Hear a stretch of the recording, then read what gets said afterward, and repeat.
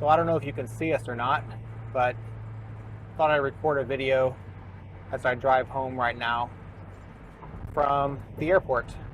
It's been a long day. No matter who you are, you never know how your day is going to turn out. And it's mostly turned out as planned, but there have been some hiccups along the way. So thought I'd just tell you that story, how our day changed a bit and yet still turned out good.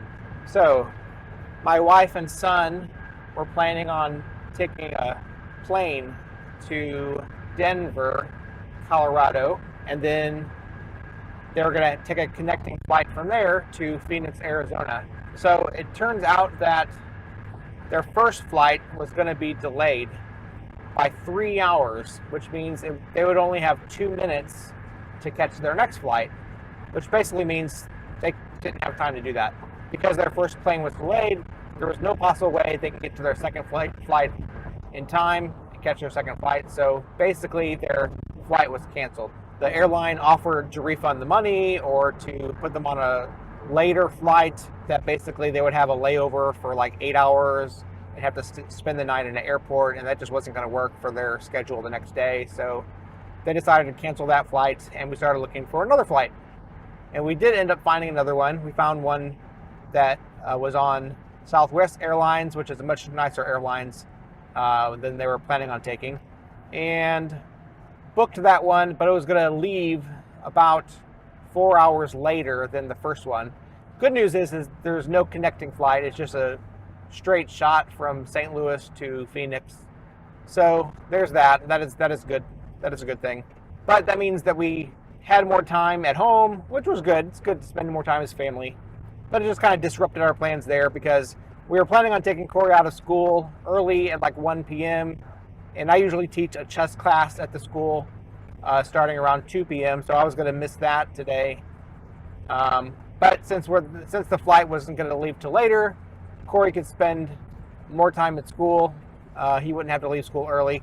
And I would be able to teach that chess class today, which I enjoy doing, but I also didn't have plans today in terms of what I would actually teach in this class today. So it kind of threw a wrench in the works there. I ended up just allowing them to play chess. I didn't really teach anything.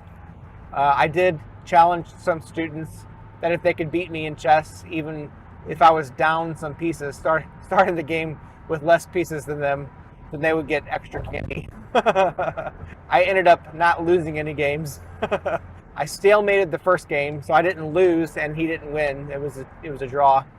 So I stalemated the first game and I won the second game. So sorry to those students, but they did not get extra candy because they couldn't beat me. But so that was fun. I was also able to fix 2 chess clocks while I was there. One of them was broken with a dead speaker, and the other one, its buttons weren't being able to push.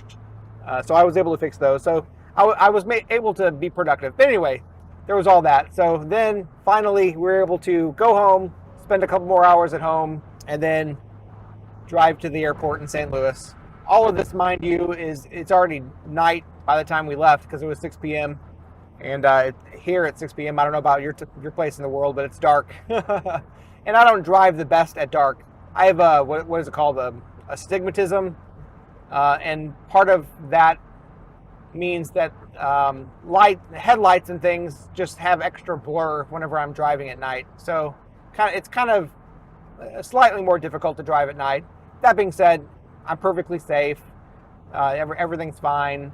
I just need to be a little careful. So dropped them off at the airport after a couple hour drive. Getting to an airport and finding the right place in an airport is always a little stressful, but that worked out fine. And now driving home, got a couple hours of drive right now, and of course it's dark. But everything worked out. I mean, as best as I possibly can, everything worked out. I'll get home around 9:30 or 10 p.m., which is fine. Usually Raylan's bedtime is about 8 p.m., so she's up a little later than usual. I did get her meds ready so that as soon as I get home, I can give her meds, and that'll help her to fall asleep a little bit easier. I'll still need to make sure she's dry, cath her if needed, make sure she has enough food and water in her food bag to last through the night, and then if she'll tolerate it, and if it's easy enough to get on her tonight, do BiPAP as well. I told Abby I might even just be lazy and not do her BiPAP, but if her oxygen is low at all, or if she seems like she needs it, then I'll make sure she gets her BiPAP on. I'm not a perfect person, so I don't always do everything by the book. Technically, she should wear her BiPAP every night for at least 4 hours, 4 to 6 hours. But getting home at 10 p.m. and having to get up early in the morning to take Emily to school and make sure she gets up early enough for her to get ready for school. Also, just can't get around to everything all the time. But she does have a nurse coming in the morning, so that'll help as far as getting her ready for school. And then tomorrow I'll just have a pretty easy day, so that's nice at least, right? Up late tonight, but tomorrow should be an easy day. So that's kind of how the day's been today, and it should be a pretty laid back weekend. Abby and Corey will have a good time visiting a college. Me and Emily and Raylan will have the house mostly to ourselves for the weekend. So yeah, we're happy.